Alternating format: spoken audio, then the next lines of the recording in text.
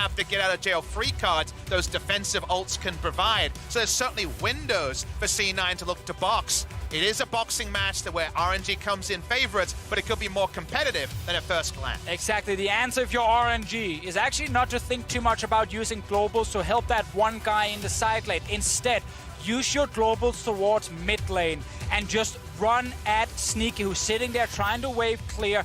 Alistar engaged with the Galio follow-up. That will kill most AD carries, and RNG have the tools to constantly force the team fight because they don't want to deal too much with this split push. And forcing the team fight, I mean, this is RNG. This is a team that is one of the best, if not the single best team fighting team in the world. They make things happen in those situations. I respect Cloud9 for drafting this comp specifically to try to avoid that. Go 1-3-1, use the Evelynn, set up picks. Don't team fight against Uzi with this much protection. But if RNG can make their plan happen, it will be hard to stand against it for Cloud9. As if this game is an ordered one, Evelynn won't be able to find inroads, but if things start to go and the map tends to be spread, that's where Evelynn can profit. We're on to Summoner's Rift now. It's game number 5 of the day. Cloud9 in the red, running out of the base now on your screen, going up against RNG in the blue, one of the favorite teams coming into the main stage competition here at Worlds 2018 as they'll meet in the middle as per usual, just drawing those battle lines. And let's just zoom in at Svenskeren, on Svenskeren and his Evelynn pick right here. We actually got to see it once during the European playoffs. Maxor tried to pull it out. Early game, it doesn't do anything. No. You need your level 6, first of all, before you actually get any sort of useful tools like your ulti and your stealth coming in. And your early ganking power is just not that strong, but you are an extremely strong scaling jungler. You get insane amount of burst damage in the late game with the full AP build. And she's one of these junglers in solo queue that are super annoying because if she gets a couple of kills, she starts one-shotting your backline. And that's what we're looking for. It's chaos if you are C9. It's an Urgot in the middle of everyone. It's a flanking Evelynn destroying Uzi. An update about the Evelynn pick coming out from Svenskeren. Did play it one time during the summer split. Had a KDA of 1.0. The game was a loss to the Golden Guardians when Cloud9 was in their rough part of the split. But as you mentioned earlier, Papa Smithy, they had a massive transformation in terms of how well they were playing throughout summer. And now that they've managed to get things together, they seem like an entirely different team. We'll see if the pick seems entirely different. And I think the truth is really onto the side of what Deficio was alluding to, in that the game looks like solo queue. Evelynn is going to be a very profitable pick, but if it just becomes safe wave, if it just becomes the need to flank such an impressively big front line from RNG, access to Uzi seems impossible as the game goes on because he's going to be bringing plenty of friends along wherever he goes. And this is the power of unique picks in best of one. You can really try and surprise the other teams. We just had Heimerdinger last game from Yanen. FLICKR didn't know what to do against it. The Evelynn pick can try and do somewhat the same here for C9, where that is actually what stops RNG from playing their normal style, stops RNG from just getting to big late game team fights, and then C9 will not have a chance. Here in the early game, Karsa invades, and he knows he's Taliyah. Enemy is an Evelynn. There is absolutely no way Svenskeren can actually kill Karsa right now. You can't lose that. You're not going to lose that with the Taliyah, so invade is the easy call there. Svenskeren will move into the enemy jungle, likely predicting the fact that Taliyah will not be afraid of finding him at all. Instead, decides to steal the blue buff back as Ming finds some damage down on the Sneaky here in the bottom lane. And as expected, it's Cloud9 on the back foot in bottom lane early, as Karsa's going to be spotted out here. Could be in some danger to smite the Gromp away, but now the cavalry has arrived here. RNG makes sure they can get their jungler out. Karsa forced to blow the flash as he escapes there, but it was the ignite and flash from Sneaky, and Zeyzal expended as well. Some fun trading places action happening there as Karsa wanted to flash towards his duo. However, he trades flashes with the enemy Kaisa, and that means it's going to be so hard for Sneaky to walk up, because not just feathers you have to respect, it's a flash headbutt pull from Ming as well. So there's actually very little terrain where Sneaky can happily walk up unless he's actually in turret range on his defensive side of the lane. This is one of those situations Cloud9 will become very familiar with the sights, smells, and general atmosphere underneath their turret. Svenskeren moves towards mid lane to try to set something up onto Xiaohu, but this one thing he wants to show is love. Yeah, just put the heart up there. Charm doesn't really do much if you don't have time to proc the second part of it there after setting the mark down, so that won't do a whole lot just yet. as Licorice tries to go in onto Letme here early, gets a good trade onto that Shen with the Urgot, and that's what we want to see out of Licorice. This is a guy who has been very reliable for Cloud9 throughout a split where they swapped out everybody else on the roster at least once. He's been the rock for this team, and they've put a lot of faith in him. I mean, he's the NA hope in the top lane, 100%. He's had a great year so far. He's only getting better and better while still being so young. Great to see him here at Worlds, but it really fits the narrative of the two top laners that we actually get Urgot, more of a carry top for Licorice, and we get Shen, who's just gonna sit there and get shot in the face 24/7 and wait for Uzi to say, come ult me now, by the way, and then Letme will go down to that bottom lane and make something happen with his team. But after absorbing the bans, they gave up a champion that can match the wave clear and not die. They only get the secondary part here. As he does get pushed in, he has very little lane priority, and it does mean Evelynn can play top side of the map and have very little worries about Letme being there short of investing his entire ultimate to make it happen. And if he ults out, the turret damage is coming in from Licorice. Well, Licorice will maintain that very slight CS lead there in the top lane. As you can check throughout the other lanes, it's also small leads going the way of RNG, though, as Cloud9 overall has just a very small edge in terms of the overall economy here in the early game. Yeah, and this is very expected also when you watch RNG, especially with Karsa. It's not the all-in aggression that a couple of years ago we used to see from them, where it was just constant fighting, trying to win every lane, and then with MLXG just constantly invading the enemy jungler for no reason whatsoever.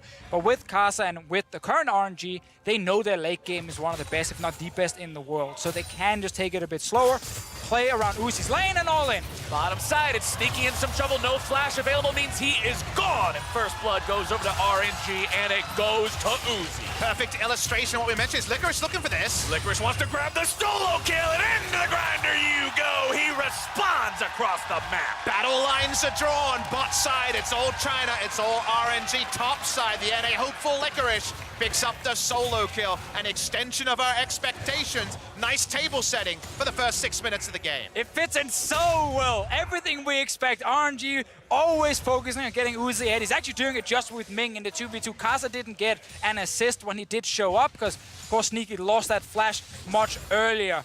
Meanwhile, in the mid lane, well, these guys are just farming and doing nothing at the moment. They're kind of waiting for something to happen where they can join. They both have the ability to join in with the ultimates there as well. Jensen and Xiaohu now with those level 6s up means that the ultis are online to participate in the fights if they find that chance. But Licorice on the solo kill with this Urgot. He got Rookie of the Split for a reason, doing work here for his team, making sure that they manage to get an answer after they lose their AD carry in the bottom lane. Now let's talk about the AD carry for a moment. He has to go back to laning in the bot side. We're gonna get some replays here on your screen. This is Sneaky walking up, and he doesn't play around the feathers with his flash down, so he just straight up dies. That part pretty straightforward. We talked about how there were very few places he could stand in lane. This is Licorice getting a level 6 advantage. Doesn't expect the flash in. Be it beyond death. One thing I want to get to, though, and I want to get your idea on this, Martin Vishio. What about just sending Sneaky topside to try to crash down Shen's turret? He doesn't do so well there, and Sneaky's in trouble. Speaking of crashing down, it's Xiaohu with a surprise delivery of pain for Sneaky. RNG find themselves kill number 2. At some point, you're gonna probably have to do it, or you just lose bot lane turret for nothing. But you obviously want to abuse the 1v1 lane for Licorice as long as possible as well. So I feel like at this point, Sneaky and Zeyzal might just have to suck it up. Thought about attacking that global as mid lane. Jensen stopping Xiaohu from getting himself away. Xiaohu has flash available here now. RNG bringing in some backup with Karsa. They'll get themselves away for now. The charm comes out. Xiaohu going to be in some trouble. Nearly executed. Damage comes down, but it's not going to be enough. Tragedy for Cloud9 as they can't find the first kill. But Ming's going to be the consolation prize. Rack up number 2 for Licorice. I like these group up plays from the side of Cloud9. Maybe attack Shen and keep yourself away from Sneaky laning without that flash. They didn't do that. They go down, but they make the proactive play in mid lane. Galio doesn't go down, but Ming can't spare the blushes of his team. And we need more top lane or mid lane and top lane action from C9's side, because they will lose this bot lane turret very soon. There's an Infernal Drake as well for RNG to take, but this is important. They obviously want more than just a single kill, but they're winning the skirmish here. They get the ulti from Karsa as well. We see the Shen around mid lane. Ming is here, like everyone from RNG except for Uzi are trying to win the skirmish, but they are losing it. And the fact that Urgot is the one picking up the kills, he can get his Black Cleaver fairly quickly. Shen will not be able to do a damn thing. They need this Urgot to be so far ahead because bottom lane just keeps finding trouble after trouble.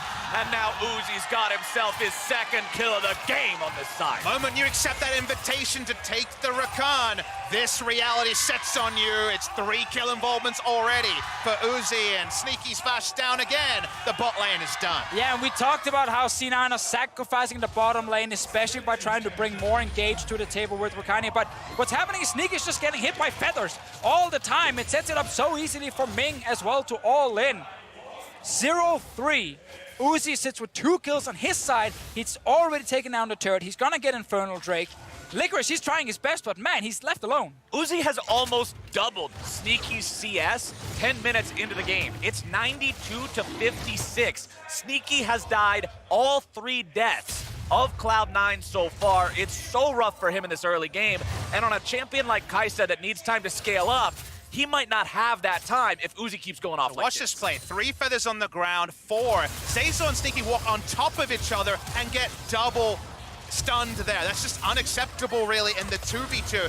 You were talking about the greed of Cloud9 making more plays while the globals are on cooldown. They're still on cooldown, and yet we saw a kill come down in bot lane for the side of RNG. We saw the Xayah and Rakan, the lovers duo, get broken up in Champion Select. Somebody always comes out on top, seeming like they're in better shape every time a couple breaks up. And right now, Xayah is living the good life. Xayah got the house and everything. Oh, yeah, Xayah got the house, the dog, bad. the car, everything. Rakan's just over here hanging out in his bachelor pad, wondering what happened. The Sneaky will be on recovery for a long time throughout this one. RNG happy with the condition of their AD carry so far. Remember, that's the win condition. That's who's got to be protected. Good news. Uzi is now top lane and Sneaky's bot lane. So Okay. he will not die to Uzi for at least a couple of minutes. Let's see what can happen up here. C9 with the very strong Urgot. I don't know. Yeah, Svenskeren is around. Bad news, though. Seems like Karsa got the Stormrazor in the divorce, and there's nothing on the other side. For Sneaky, he's not there, of course. He's So walking Xayah up, got though. the Stormrazor. Yes. Yeah, Xayah got the Stormrazor. She got the Stormrazor. She's Xayah doing also real good. kept all the friends because Shen ulti and Galio ulti is now available. They're also going to join the party if anything is happening. So it's going to be pretty rough to shut down Uzi at this point. You actually want to get Licorice in the 1v1 lane against Letme again. But then they're losing Rift Health if they do that. So it's just super rough. They're wasting his time as well. Licorice with the 2 kills is milling around the map because he wants to find only one person. RNG happy to play in multiples. We see the push through mid lane. Here is Licorice, though. They're trying something. Xiaohu tries to get himself away, is going to be charmed up. They've already found the Urgot ulti. Take him down to 25%, and he's going to be grinded up yet again. Licorice goes on a killing spree and tries to keep Cloud9 going even further. It keeps happening. C9 finding kills around the mid lane. Ming is behind them. He's all alone at the moment, just zoning them away. But Shen ulti is available in case something happens. Meanwhile, Sneaky is actually getting quite some time to just push in the bottom lane. And Xayah is solo taking down another turret. The gold numbers here for Uzi versus Sneaky are going to be very one-sided. Karsa comes to mid lane. He has that Rift Arrow. Won't be plonking it down just yet. I do like the fact that C9 are trying things. We already set the table earlier and said this eventually becomes a teamfight comp for RNG. Eventually it's much earlier when Uzi is this big and has so much gold. And C9 just have to keep hitting and hoping at 12 minutes into the game. Svenskeren wisely staying the hell away from his red buff there, recognizing that RNG had control over that quadrant of the map and were likely waiting, having already stolen it. They were, so he keeps himself out of that kind of danger for now, but it's still a 2,000 gold lead for RNG, despite the kills being even. They've still got the Infernal Drake there for the scaling. They've still got the 2 turrets to 0 advantage in terms of overall map control with that Rift Herald in Karsa's inventory. We said we looked at the early game as a point that Cloud9 could try to exploit and take over to find a win here against RNG, but so far, the early game has gone the way of the LPL representative. Yeah, and of course now with C9's composition, we said this in draft as well, like they are looking to become split pushers with Ryze and with the Urgot. Then you have Evelynn always hiding towards one of the side lanes and surprising an RNG member when he's trying to farm maybe under his turret or trying to push out a lane. The problem is, now that you're losing so hard, AD carry versus AD carry, you're never getting mid lane control if you're C9. And that's actually one of the most important things. If you want to split push, you must control mid, so the enemy team can't just move down behind you and kill your split pushers. And even simpler, you give up a Rift Herald, you give up Drake control, and then Evelynn is reacting to things. She's not making things happen. She's trying to spare blushes. She's now just trying to shadow Sneaky in the top side as he finally finds some solo time. And Evelynn is just traditionally one of these champions, gentlemen, that feels so much weaker when she's on the back foot. When you're not constantly making your opponents guess, oh, where is she? Oh, we're afraid. And now she's going to be caught out and immediately just destroyed by Ming and Karsa together. The Evelynn, not a champion that can survive that sort of an ambush. I mean, you're hitting the point in the game already where you can't go into the river because you don't have anyone mid lane. Like, at any point, C9 will just sit with no one there, and RNG will have jungler, support, and AD carry. They're going bot lane. Oh, they're trying to collapse now on the rest of Cloud9. Good escape there using the Realm Warp. Jensen, quick thinking, gets him and Licorice away. Licorice flashes into the Realm Warp to get the escape. A single flash wasn't going to be enough. 4 members coming to take him down. So nice creative play there, but it doesn't get them anything. It just spares losing something further to RNG. One thing I want to point out that I'm seeing in the inventories right now, an early stopwatch for Licorice. He wants to make sure he can go into these fights, activate the Purge, fire off as many shotgun knees as he can get, and still keep himself alive. He recognizes he is so critical for Cloud9 to win any sort of an engagement at this point in time that he needs to just maximize any chance he can get for that damage, because RNG is frightening. QSS also on to Uzi. Remember, if you pop that after the Urgot chains have already attached to you, not when the harpoon is stuck in your butt, but once you've got the chains, that means that you will avoid the execution. You paint a beautiful picture there, Captain. I'm all about the mental imagery, my friend. That is where Cloud9 are trying to find themselves a victory. Somehow get their way onto Uzi, but there's no way to do that, so you've got to play the split push game, like you already mentioned. Exactly, and I think we should highlight a difference in terms of top lane split pushes compared to last game where we had the Camille from Wonder's side. Camille was the one who could destroy turrets very quickly and just kind of bulldoze down 2 to 3 objectives, and if you leave her alone, you might lose an inhib. Urgot is a much slower turret taker. Like, he's a very strong 1v1 duelist, and he's gonna be very good when Evelynn shows up as well to set up, you know, a knockback into a kill. But it's not the same where if you leave him alone in the side lane, he will take your entire base. It is still a continuum, though. You have Camille right at the top. You do have Urgot above the middle because his W allows him to shred turrets, so he's not a pure tank, but he doesn't itemize further AD than just the Black Cleaver. So yes, compared to the Camille, the pace expectation there is small.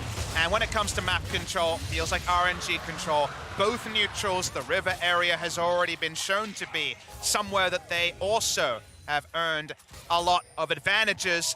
Sneaky finally has found the Stormrazor, but RNG are just rotating around the Urgot, just like we suggested C9 should rotate around the Shen. RNG grouped up as 4 here. They've got their Galio holding the top side of the map while they push into the tier 2 bottom. Another minion wave and not enough Cloud9 members nearby means they're able to secure this one for themselves. Cloud9 investing into maybe making something happen topside, but RNG says, okay, invest into topside. Nice inhibitor turret. They will back away now, since Cloud9 is going to respond to that. Jensen will make his way back towards the base, but Cloud9 just seems to be a step behind. Well, it's hard, right? When you lose mid lane, yes, or the mid lane now, obviously you didn't lose the laning phase in mid, but you've lost control of the mid lane after laning phase ended because Ming and Uzi are so far ahead and they have these globals to back them up. So whenever Licorice tries to push out in his lane, he will see 3 members from RNG leave the mid lane, move towards his side, and he will have to back away like we just saw here. And you just see the fact that Uzi is escorted wherever he goes. I'd like to get those minions. Here comes 2 friends next to him, and someone like Galio or Shen holding down the fort, a much tankier person for Svenskeren to potentially attack. So we just see Svenskeren watching Uzi take down objectives, hit turrets, and never actually be able to open up like those nice picks he made in the mid lane earlier. And this is what we talked about with RNG and how many resources they put into this guy. Resources doesn't just mean gold. It means the time and the attention of everyone else on your team. He is the VIP. Everybody else is Secret Service. What's that, Mr. Uzi? No problem, Mr. Uzi. We'll take care of it for you. No problem whatsoever. This is the play, however, we keep mentioning. Licorice in his side lane with Svenskeren coming in from a flank to try and back him up. You will get a ton of damage on the turret now. You have minions as well to back you up. And there is no Baron alive yet. That's going to be the objective RNG will use to force team fights. but it's not here, so you can try and get a kill and a bot lane turret. RNG trying to just muscle down this mid lane tier 2. Uzi's got the protection of Karsa and Ming nearby, not really worried about a whole lot of anything. Tier 2 will fall there. That's turret number 5 for the side of RNG, as Cloud9 will look to make something happen here on the bottom side of the map. Svenskeren and Licorice working together, looking to take down Letme. They're gonna need some more damage to do it. Xiaohu wants to go in, find some kind of a flash into a taunt, but the escape from Svenskeren, predicting that would come forward, gets himself out. No kill to be found for C9. I love how RNG are making proactive plays, though. They sense that Evelynn's bot lane push through the mid. They get the teleport in to stop there being a turret dive, and they, as a 3-man, push the top side. So they are still reacting to what Cloud9 wants to do, and then one-upping them in mid and then top lane, and it means they grow their gold lead, and C9 can't stick any of their plays. I like the fact that Cloud9 is trying to play around Licorice. I like the fact that they're trying to set him up because they know that's what they have to do at this point. That's really the only chance. But the response from RNG is on point. They're not allowing that advantage to be played to any real game for the side of Cloud9, and it's put them in a spot where their lead does nothing but steadily grow, almost up to 5,000 gold now. And we're still waiting for Baron. Like, we're only 20 minutes into the game. They've taken down 5 turrets. So now Baron is alive, which means every single time Svenskeren is bottom lane, there's a chance RNG just starts the Baron. And they will be able to force C9 then to TP in with the Urgot and fight 4 versus 5 in a team fight. And that's obviously not going to work if you are C9. So now the most annoying objective is actually alive. If you are trying to play split push, let's see if they can get down at least a turret. Currently sitting with 0, and they need gold so desperately. And so much gold. They certainly do, on multiple members, none more so than Sneaky. Short of a second item this far, and look at the gold lead here, 3,500 gold. 5, God bless. That is a massive deficit to have to recover from. Uzi, 2 items fully completed on top of having the QSS already bought as well, and Zeyzal is gone. Karsa makes sure he gets that one. The TP has to be canceled there. There's no way you can go through with that one if you're Cloud9. Tier 2 turret under siege here on the top side. And with this being taken down, RNG has now taken everything from Cloud9 outside of their base. The base siege becomes tougher, but when you're this far ahead, they might just be able to brute force it down. The Weaver's wall comes out, and RNG will rapidly put damage into this tier 3 turret. Svenskeren coming around from the flank, seeing if he can find something. Xiaohu's going to be ready, though, with the Galio ulti to come in and keep these guys safe. He's got the taunt already channeled. Jensen's going to be locked up on that one. Svenskeren has to get himself away. Heroic entrance, still looking to keep Uzi alive. They take down Zeyzal, and RNG hasn't lost a man. Jensen's going to be next on the chopping block. Xiaohu goes into the CC. Archangel will not be enough to keep him alive today. And Uzi goes on a killing spree as RNG has 7 kills now, pushing even further into the base. Inhibitor number 1 gone as Cloud9 can do nothing looking on. Sneaky chunked out as that started, meant that even though Zeyzal got backline access, there was no damage to register any kills. We saw FLICKR go down to the Heimerdinger they weren't anticipating.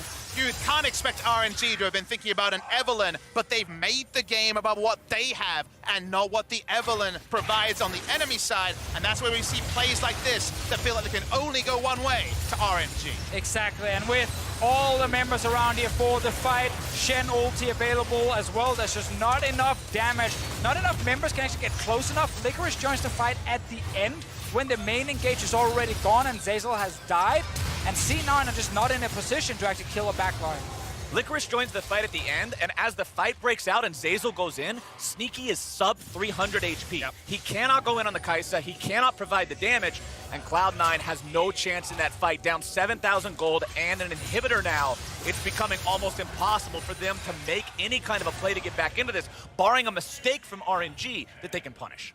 And RNG in the late game can once again just rely on team fighting. Like, they don't have to make any fancy plays. What we've seen so far, however, the first pick, Alistar, has been so key here. Ming has played fantastic, and the setups with Alistar plus Taliyah are just so good. If you step forward, you get comboed by Alistar into knockback from Karsa, and you're just dead. It's happened multiple times already to C9, and it means they can never face check anything. They have no way of actually getting close without risking dying. Cloud9 will continue trying to hold the line here against the RNG aggression. But RNG's holding on to everything across the map so far. Svenskeren looking to find some kind of a pincer attack. Will be spotted out there by the control ward. RNG's aware of what Cloud9 is trying to set up, but they're in such a good spot, they don't even care. Weaver's wall comes out. Licorice is going to be the only person walled off by that one. RNG decided to focus on the turret here to start off the fight, backing themselves away. Xiaohu channeling the taunt, making sure Svenskeren can't get in, and RNG will fall back. Playing around their control ward line, knowing that Evelynn would arrive. They see Jensen top side, so they can continue to push. They want to break the base on the bot side. Maybe this next minion wave will be the time. You've got to be so ready for this if you're Cloud9. As soon as that turret drops, these guys can go in at any point. Licorice on the front line, and Zeyzal looking to make the initiation with the quickness, going to be taken very low, getting himself away. Svenskeren already having to pop the ult. Ming taken below half. Karsa also having to skirt around the back lines now. RNG have not won the fight just yet, but they take down Jensen, and Uzi goes on a rampage. Licorice has to flash away as well now too. C9 completely disengaged. No chance to make that fight happen. They try again, they use the Rakan to engage, but they simply cannot get in and stick to the squishies. Karsa keeps walking out after he drops low, and RNG just waiting for a moment to turn and then kill someone. And now the knock-up onto Svenskeren, going to be taking him low. Ming's also down critical HP, but Licorice has been shut down. That one's going to be big for RNG, and with Zeyzal also out, this could very well be the end of the game. Nexus turret number 1 under siege. They found the damage onto Sneaky. No chance to even participate in League of Legends this game, as RNG, 25 minutes in, will find the Nexus and find the win. It's games like this that remind you that RNG are this overwhelming favorite in Worlds 2018. They saw the Evelynn, they dispatched it. Everything they did was ordered around playing to their win condition and minimizing any of the disarray. This was as far away from a solo QS game that Evelynn does well in than you could ever ask for. Beautiful stuff from RNG. And again, I applaud Cloud9 for trying to play around the RNG strength of team fighting, set up the 1-3-1, have the Evelynn available in the flanks to make it happen, but RNG had the answer, and they played a cleaner game. Yeah, and I mean, the bot lane, the difference was just so huge. C9, yes. They went in with a very weak 2v2 lane in the drafting phase, picking a Rakan next to a Karsa. It's never gonna do a thing. And then it's also against Uzi and Ming. Uzi landed so many easy feather setups onto Sneaky that then allowed Ming to